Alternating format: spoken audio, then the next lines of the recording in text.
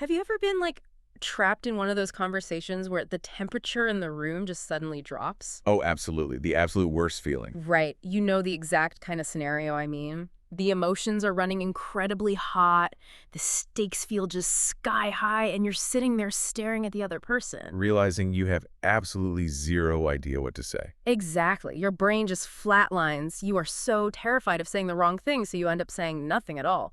Or, well, worse, you instinctively blurt out some defensive cliche that just makes everything tenfold more awkward. Yeah, we've all been there. It never goes well. It really doesn't. Yeah. So, welcome to another deep dive, where today we're going to figure out exactly how to survive those conversational minefields. And we have a really fascinating source for this today. We do. We're pulling our insights from a single article from Psychology Today. It's titled, "If You Don't Know What to Say, Start Here." And it's written by Dr. Michiko Kimura-Bruno. Right. And she is a movement disorder neurologist based in Honolulu. Yeah, and her daily clinical life basically consists of having the exact kinds of heavy, emotionally loaded conversations that would make the average person, want to hide under the bed. Definitely not your standard water cooler chat. No, not at all. So the mission of this deep dive is to extract a highly specialized conversational tool that medical professionals use in literal life or death situations. And we want to figure out how you, the listener, can take it and apply it to the toughest moments in your own life. Which is such a valuable skill to have. Okay, let's unpack this. Because to really understand how to utilize this tool effectively, we have to first understand the extreme high-stakes environment where Dr. Bruno actually works. Right, because the reality of her clinic is, it's miles away from a simple bad day at the office or a minor interpersonal disagreement. Oh, yeah. Completely different universe. She is literally the person delivering medical news that fundamentally alters the trajectory of a human life. The questions she faces from her patients are just so raw, and they're existentially heavy. The examples in the text are wild. Yeah, she outlines the kinds of inquiries she feels almost every single day.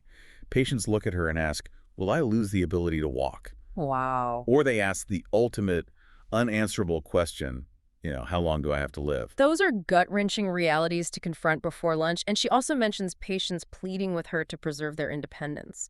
They say things like, don't take away my driving. Which is such a huge loss of identity for people. Huge.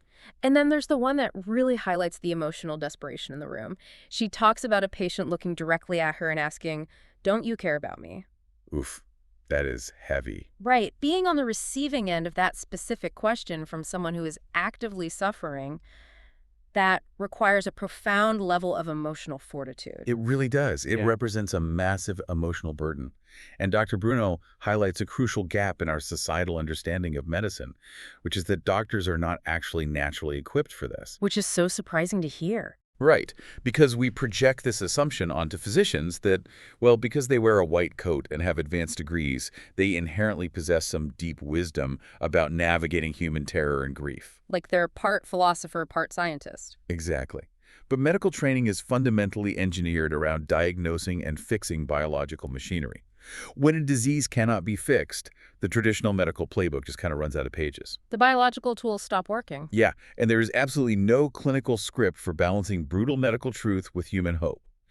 So this specific gap in medical education eventually led to the development of structured, serious illness conversations within the field of palliative care. Right. Palliative care formally recognizes that these end-of-life or life-altering discussions are, overwhelmingly emotional rather than purely informational. Exactly. Because there's no natural, intuitive script for a doctor to fall back on when a patient is crying.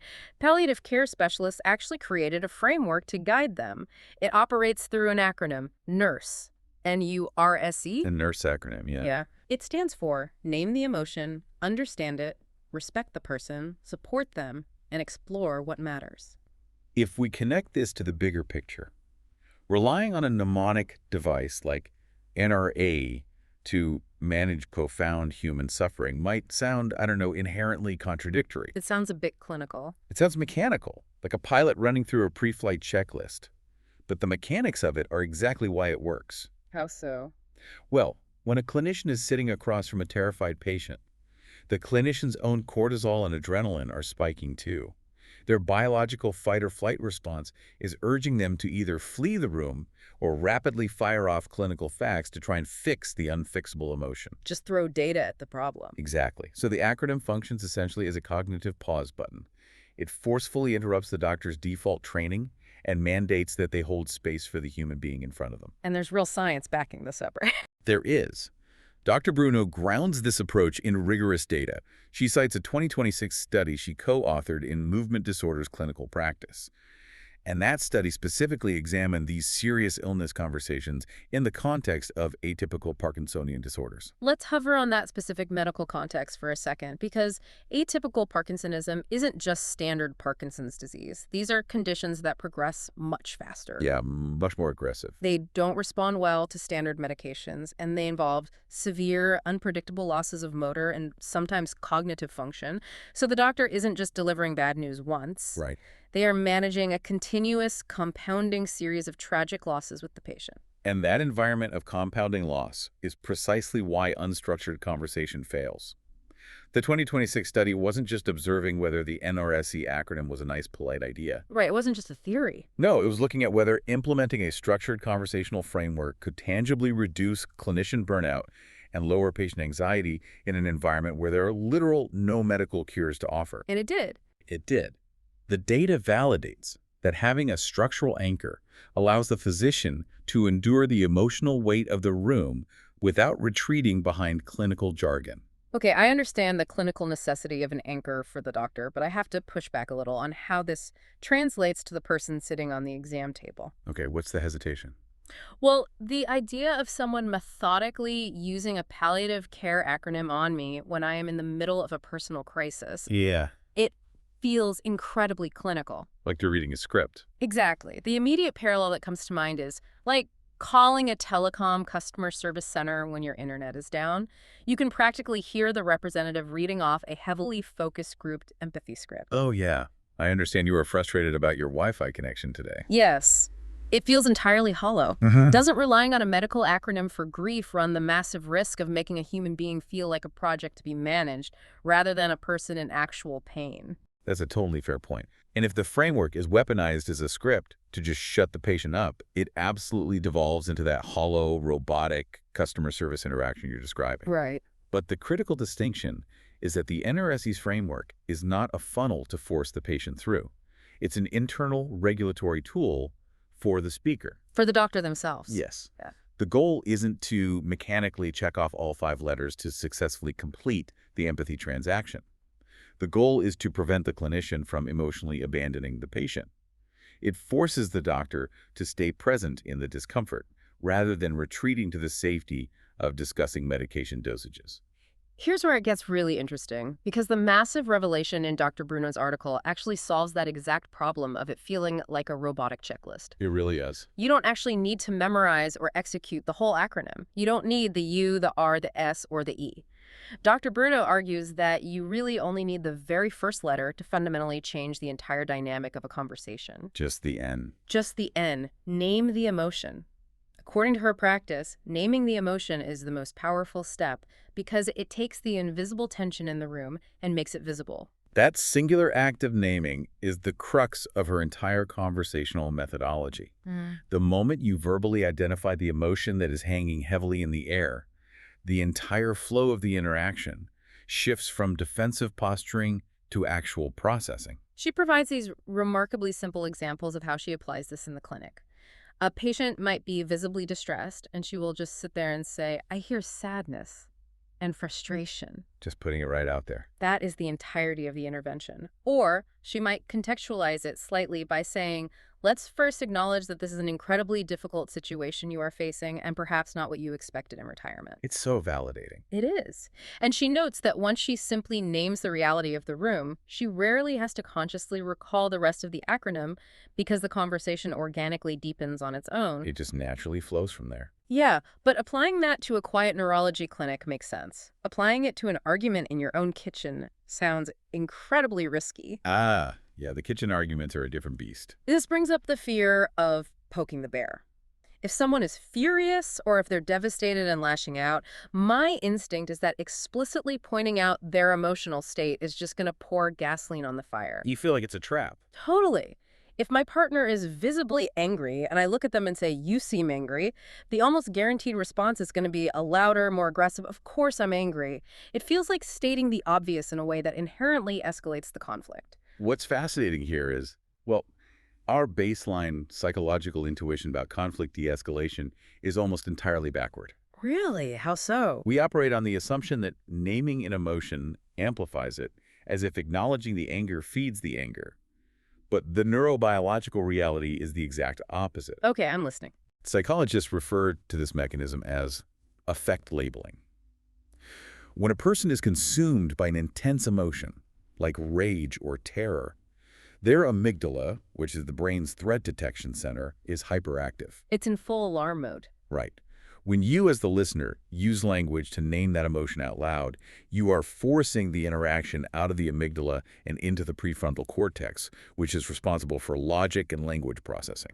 Oh, wow. So you're literally shifting the blood flow in their brain. Exactly. You aren't creating or feeding the emotion. You are exposing it and forcing the brain to process it structurally. Unacknowledged emotion is what creates that unbearable, escalating tension. That makes a lot of sense. When you say, "I hear frustration," you are signaling to the other person's nervous system, "I see the reality of your state, and I'm not retreating from it." It safely validates their internal reality, which deflates the pressure in the room rather than adding to it. Okay, the mechanism of affect labeling makes perfect sense. By naming it, you are forcing the brain to put a linguistic wrapper around a chaotic feeling, which inherently requires stepping back from the pure emotion. Exactly. But that introduces my next major hesitation about deploying this tool in real life. We've established that naming the emotion is neurobiologically powerful, but what happens if I guess the emotion incorrectly? The fear of getting it wrong. Right. If I confidently turn to someone and say, "I sense you are feeling betrayed," and they are actually just exhausted and overwhelmed, I'm going to look incredibly foolish, and I risk offending them by projecting my own assumptions onto their experience. Dr. Bruno directly addresses this anxiety with what is arguably the most liberating piece of advice in her entire framework. Oh, thank goodness. What is it? She operates by a completely counterintuitive rule. You do not have to get the emotion right. In fact, being wrong can frequently be far more powerful and productive than accurately diagnosing the feeling on the first try. When I read that, it fundamentally challenged how I think about active listening. Right. It flips the whole concept. It really does. She shares a specific dialogue with the patient that perfectly illustrates the hidden power of being wrong. The doctor observes the patient's distress, takes a guess, and names sadness. But the patient immediately corrects the clinical assumption and says, "I'm not sad, doc. I'm kind of angry. This isn't fair." Yes. By offering a slightly incorrect label, the doctor accidentally provided the patient with the exact friction they needed to articulate their true state.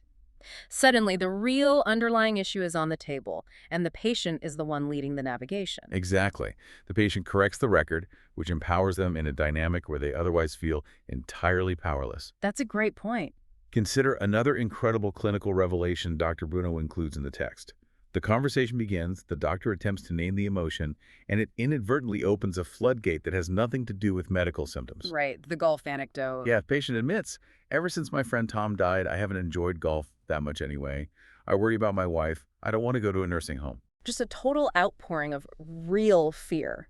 That profound level of existential dread, grief over a friend, and fear of life transition was never going to surface if the doctor had rigidly stuck to discussing muscle tremors or adjusting medication dosages. Never. It required the doctor to hazard a guess at the emotion, even an imperfect, clumsy guess, to give the patient explicit permission to speak their actual truth. The humility required to hazard that guess is significant. And what is particularly compelling is how Dr. Bruno discusses her own personal evolution with this tool. Her journey with it is really inspiring. It is. Earlier, we talked about the devastating question doctors get, "Don't you care about me?" Dr. Bruno openly admits that early in her career, she used to get incredibly defensive when patients expressed frustration with the medical system, or when they directed that frustration at her as their provider. Which is so natural. Her immediate instinct was self-preservation. She used to respond with things like, "It's not that I don't care, this is a difficult disease and I'm trying my best."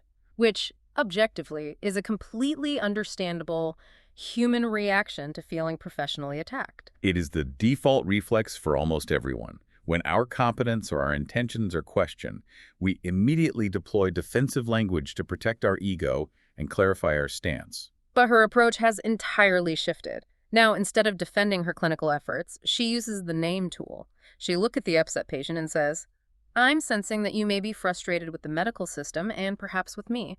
I truly wish I could offer a cure. This is a challenging disease, and I feel that sadness too." That is just a masterful pivot. So what does this all mean? To me, deploying this tool in the heat of an argument feels like executing a high-stakes conversational trust fall. A trust fall, I like that. The mechanics of a trust fall actually provide a perfect parallel for what is happening here. Well, in a physical trust fall, the only way the exercise works is if the person falling completely surrenders their physical control and leans entirely into the vulnerability of the drop. The commitment to the fall is what forces the catcher to engage and provide the safety net. Exactly. If you try to catch yourself midway, the whole thing falls apart. By intentionally guessing an emotion when someone is upset with you, you are completely dropping your ego. Yeah. You are voluntarily stepping out of the way, surrendering your right to defend your actions or be right about the situation, and you are inviting the other person to correct you. You are essentially saying, "I might be entirely wrong about how you're experiencing this, so please tell me." It's so disarming. It takes immense confidence to sit in a room, absorb someone's frustration directed at you, and instead of listing the reasons why they shouldn't be frustrated, simply stating, "I sense you are frustrated with me." This raises an important question about the fundamental objective of our difficult conversations.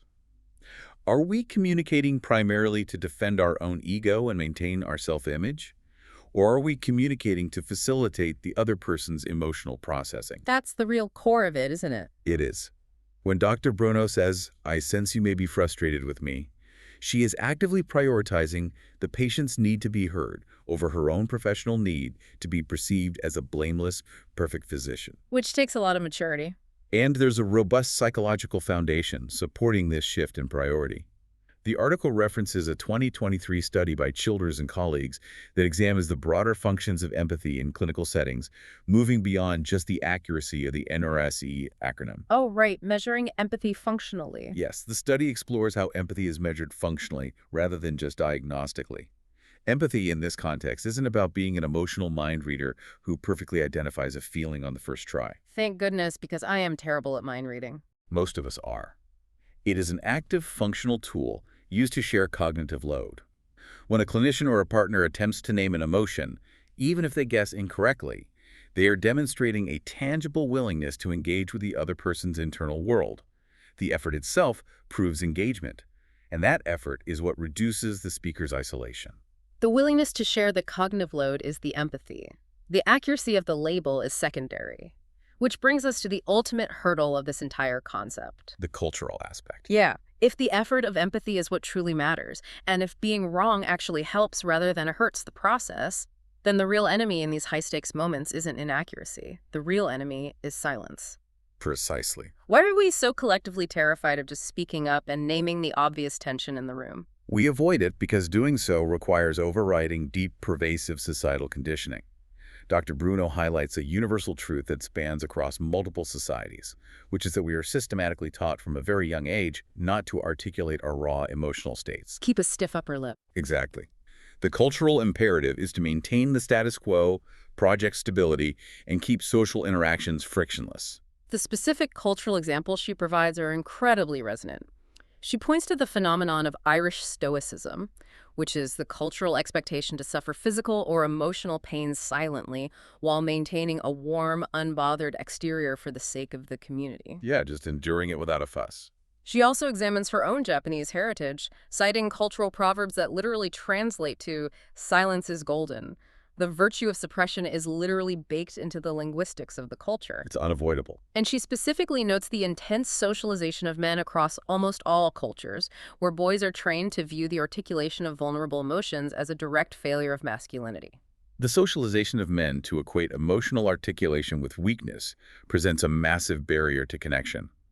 Silence is culturally framed as strength and stoicism, when in reality, particularly during these critical high-stakes conversations, silence is just a sophisticated form of conflict avoidance. That dynamic of avoidance is perfectly captured in an anecdote Dr. Bruno shares about reading the classic Western novel Lonesome Dove by Larry McMurtry. This was such a great part of the article. It's amazing. Hmm. Without spoiling the plot of the book, she describes this agonizing central tension where a notoriously stubborn cowboy character desperately needs to reveal a deeply personal, vulnerable truth to his son. And he just can't do it. He can't. And Dr. Bruno, a highly trained neurologist who spends her days navigating real-world tragedy, finds herself sitting in her living room, literally yelling at the book. Like yelling at the screen during a horror movie. Exactly. Yeah. She is yelling at this fictional cowboy to just say the words. She points out that if he didn't know how to initiate the heavy conversation, all he had to do was name the awkwardness. He just needed to look at his son and say, "This is very uncomfortable for me to talk about, but..." It's a brilliant observation because it expands the utility of the tool. Naming the emotion doesn't just apply to identifying the other person's feelings. Yeah. It is equally effective at regulating your own. Oh, that's so true. Naming the awkwardness immediately disarms the awkwardness.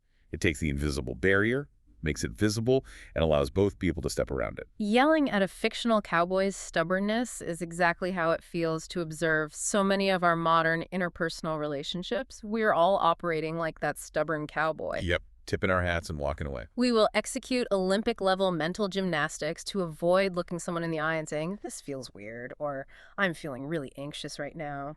If a conversation gets tense, our reflexes kick in, we suddenly need to check our phones, we pivot the subject to something entirely meaningless, like the weather, Or we crack a joke. a wildly inappropriate joke to shatter the tension, or we just physically manufacture a reason to leave the room. The tension you are describing is the direct clash between our cultural conditioning and our neurobiology. They're at war with each other. They really are. Culturally, we are rewarded and praised for our silence and our ability to not make a scene.